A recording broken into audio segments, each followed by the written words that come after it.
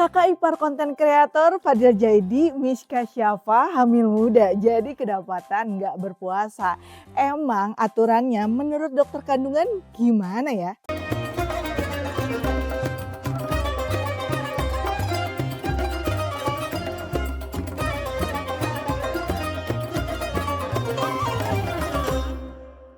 Assalamualaikum warahmatullahi wabarakatuh. Balik lagi nih dalam program Level Up Suara.com spesial Ramadan. Nah, di episode kali ini kita bakal bahas aturan ibu hamil berpuasa yang ternyata gak boleh sembarangan loh guys. Kita ambil contoh Miska Syafa, menantu pertama Pak Muh ini kedapatan tidak puasa setelah sebelumnya alami morning sickness alias muntah dan mual. Selain itu, suaminya Yislam Jaidi ngejelasin kalau tubuh istrinya nggak kuat ngejar target makan setelah berbuka dan sebelum sahur. Ditambah Miska juga ngaku alami keleyengan alias pusing. Kondisi ini cukup berbahaya loh guys dan sebaiknya jangan diabaikan. Apalagi trimester pertama atau 3 bulan awal kehamilan merupakan fase krusial tahap perkembangan organ vital seperti jantung, otak, ginjal, dan hati. Narasumber Suara.com dokter spesialis kandungan itu ngaku kalau beliau nggak bisa sembarangan kasih izin pasiennya ibu hamil muda untuk berpuasa. Jadi daripada salah, mending kita dengar langsung yuk penjelasan dokter spesialis kandungan berikut ini. Prinsipnya tetap sama. Ya, kalau pemberian makanan dari ibu ke bayi baik, trimester pertama memang kita tidak anjurkan. Kenapa? Biasanya trimester pertama masih muntah-muntah, masih mual, nggak bisa makan. Mosok mau puasa lagi, ya itu trimester pertama. Tapi kalau trimester kedua, ketiga biasanya makanan sudah baik. Sudah bisa menambah makanan sendiri, yaitu silahkan trimester kedua, trimester ketiga. Prinsipnya adalah bayi tidak turun berat badannya. Kalau misalnya dulu trimester ketiga enggak, ya karena takutnya nanti bayinya kecil.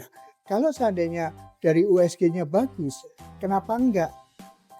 Jarang loh bisa puasa khatam sampai selesai itu. Itu kan anugerah untuk ibu hamil. Jadi kenapa enggak? Kalau bisa puasa Bu. Bayinya cukup. Maksudnya cukup adalah dia memenuhi usia kehamilan dengan berat badan bayi. Nah kemudian si ibunya ada gangguan-gangguan penyakit yang lain atau tidak. Kalau seandainya boleh puasa atau tidak ya itu boleh. Nah kemudian bagaimana menyiasatinya? Ya makanan harus cukup, ya minuman juga harus cukup. Bagaimana dokter? Ya udah nanti ketika buka puasa maka dilanjutkan dengan penambahan gizi. Tidak hanya buka puasa kemudian makan sahur. Jadi di antara buka puasa dan sahur itu diberikan makanan-makanan yang bergizi, terutama protein, karbohidrat, dan multivitamin.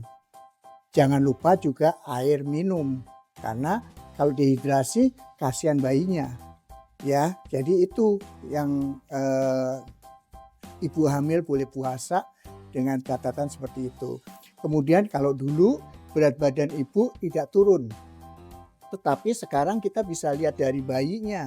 Kalau berat badan bayi tidak turun ya oke, berarti makanan dari ibu cukup untuk si bayi. Kan tiap kali kita USG.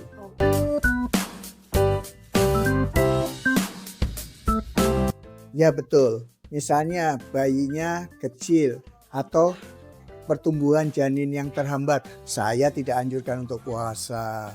Ya gitu, terus ibunya juga anemia, ya sebaiknya tidak puasa. Tapi anemia juga masih bisa diberikan obat-obat penambah darah. Jadi boleh saja puasa yang karbohidrat, protein, tapi yang penambah darah harus tetap dimakan.